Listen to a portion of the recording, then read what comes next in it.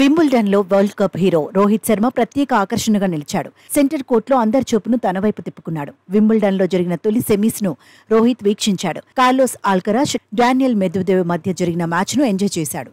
అయితే స్టైలిష్ లుక్లో కనిపించిన హిట్ మ్యాన్ను కెమెరాలు క్లిక్ మని బంధించాయి. దీంతో రోహిత్ అభిమానులు మస్తుగా ఖుషి అవుతున్నారు. స్టైలిష్ లుక్స్ లో బాలీవుడ్ హీరోలకు తగ్గని రేంజ్ లో రోహిత్ ఉన్నాడంటూ పోస్టులు పెడుతున్నారు.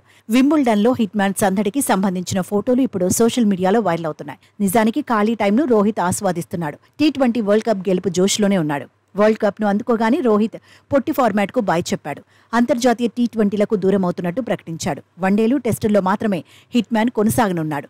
కెప్టెన్ గా కంటిన్యూ కానున్నాడు. రోహిత్ ముందు champions trophy, world test championship final రూపంలో పెద్ద సవాళ్లున్నాయి. త్వరలోనే భారత జట్టు శ్రీలంక పర్యటనకు వెళ్లనుంది.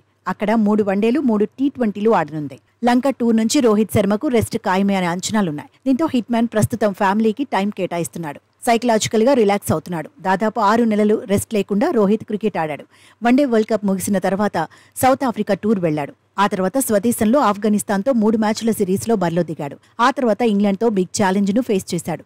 5 మ్యాచ్ల టెస్ట్ సిరీస్లో బరిలో దిగాడు. టీమిండియాకు చారిత్రక విజయాన్ని అందించాడు. ఆ వెంటనే ఐపీఎల్తో బిజీగా ఉన్నాడు. ముంబై ఇండియన్స్ తరపున పూర్తిగా గ్రూప్ మ్యాచ్లు ఆడాడు. ఆ వెంటనే వరల్డ్ కప్ కోసం వెళ్లాడు.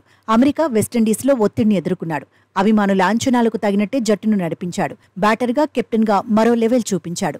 జట్టును ఛాంపియన్గా నిలబెట్టాడు. 11 ఏళ్ల తర్వాత భారత్కు ఐసీసీ ట్రోఫీని అందించిన ఉత్సాహంతో రోహిత్ ఉన్నాడు. లండన్లోనూ గెలుపుకు సంబంధించిన జోష్ హిట్ మ్యాన్ కళ్లలో కనిపించిందని అభిమానులు చెప్పుకుంటున్నారు. రోహిత్ మళ్లీ ఎప్పుడెప్పుడు బరిలో దిగుతాడా అని ఎదురుచూస్తున్నారు. బంగ్లాదేశ్తో సిరీస్లోనే టీమిండియా కెప్టెన్ ఎంట్రీ ఇచ్చే అవకాశాలున్నాయి.